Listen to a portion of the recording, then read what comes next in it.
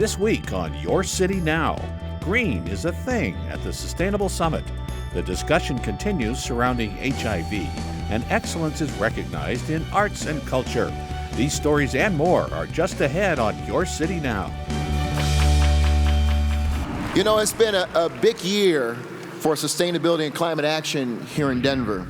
We earned LEED Platinum certification as a city from U.S. Green Building Council. We're just one of 11 communities worldwide to be certified platinum. This week saw the return of the Denver Sustainable Summit to the Colorado Convention Center. The sold-out event highlights the continuing effort to ensure basic resources are available and affordable for all Denver residents now and in the future. And I think it's good for cities to get in a healthy competition of who can be the most sustainable, who can get to the climate targets quicker, I think all of the cities need to be having that healthy, friendly competition. This year's event drew a record number of attendees, vendors, and speakers committed to Denver's sustainable effort. You know, everyone has really loved it. They love the content. They think there's more options, more choices. They're having a hard time deciding where they want to go. They're liking that we have dialogue and encouraging different points of view. To learn more, go to denvergov.org/sustainability.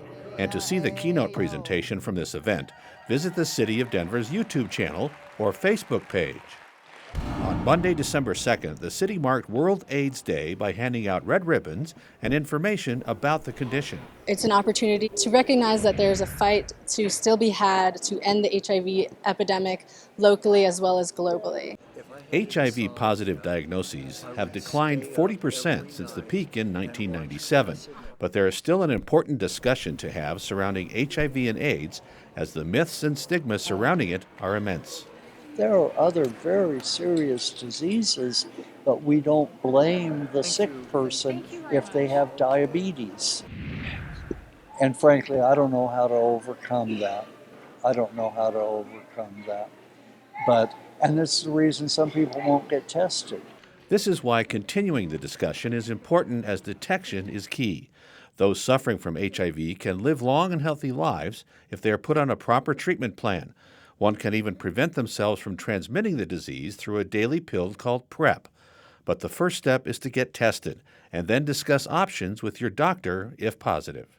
HIV can affect anyone, so it's really important that everybody's getting tested. You got to keep yourself safe. A federal, state, and local collaboration met this week outside the Webb Building to encourage everyone on our roadways to remain attentive in order to safely navigate Denver's streets. DPD says there are top 5 factors that cause accidents on our streets: speeding, distracted driving, which is one of my biggest pet peeves, aggressive driving, impaired driving, and of course, not wearing seat belts. We're finding more and more distracted drivers on our streets. And we got more and more people utilizing our streets: scooters, bikes, pedestrians, as people are choosing different modes. And it's requiring all of us to think differently as people are traversing our streets. Be more aware. You cannot be using your cell phone at the same time, understanding that on these streets you got bicyclists, scooters, and pedestrians who are moving about your street. It just doesn't work. It's not a good mix. And so what you saw today was us all talk about at various levels of government.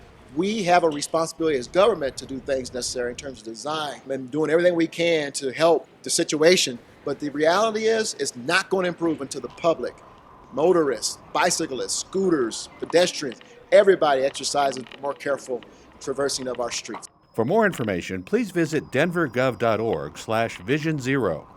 And the recipient of this year's Arts and Culture Impact Award is Cleo Parker Robinson Dance.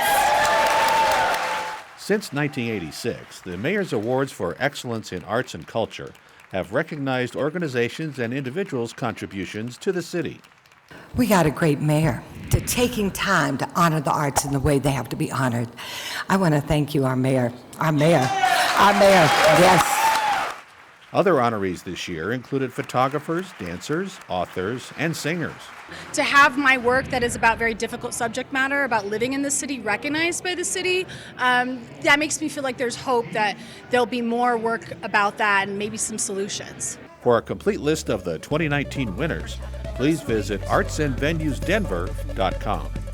You can catch new episodes of Your City Now every Friday. Thanks for watching, Denver.